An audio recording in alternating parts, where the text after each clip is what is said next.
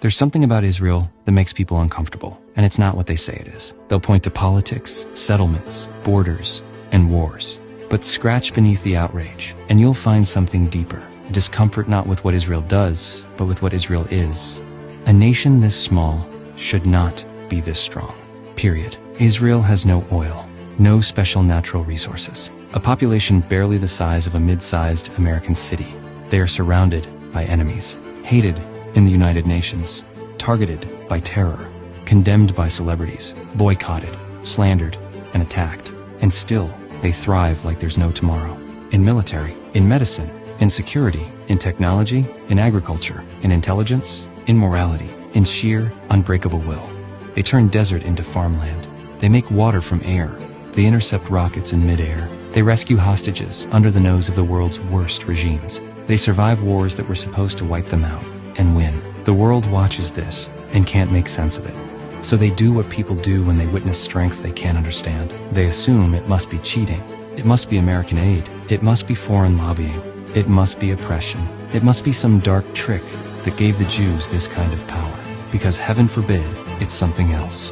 Heaven forbid it's real. Heaven forbid it's earned. Or worse, destined. The Jewish people were supposed to disappear a long, long time ago. That's how the story of exiled, enslaved, hated minorities is supposed to end. But the Jews didn't disappear. They actually came home, rebuilt their land, revived their language, and brought their dead back to life, in memory, in identity, and in strength. That's not normal. It's not political. It's biblical. There's no cheat code that explains how a group of people return to their homeland after 2,000 years. There is no rational path, from gas chambers to global influence. And there is no historical precedent for surviving the Babylonians, the Romans, the Crusaders, the Inquisition, the pogroms, and the Holocaust, and still showing up to work on Monday in Tel Aviv. Israel doesn't make sense, unless you believe in something beyond the math. This is what drives the world crazy. Because if Israel is real, if this improbable, ancient, hated nation is somehow still chosen, protected, and thriving, then maybe God isn't a myth, after all. Maybe he's still in the story.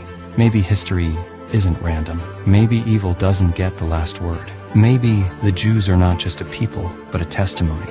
That's what they can't stand. Because once you admit that Israel's survival isn't just impressive, but divine, everything changes. Your moral compass has to reset. Your assumptions about history, power, and justice collapse. You realize you're not watching the end of an empire. You're witnessing the beginning of something eternal. So they deny it, they smear it, and rage against it. Because it's easier to call a miracle cheating than to face the possibility that God keeps his promises, and he's keeping them still.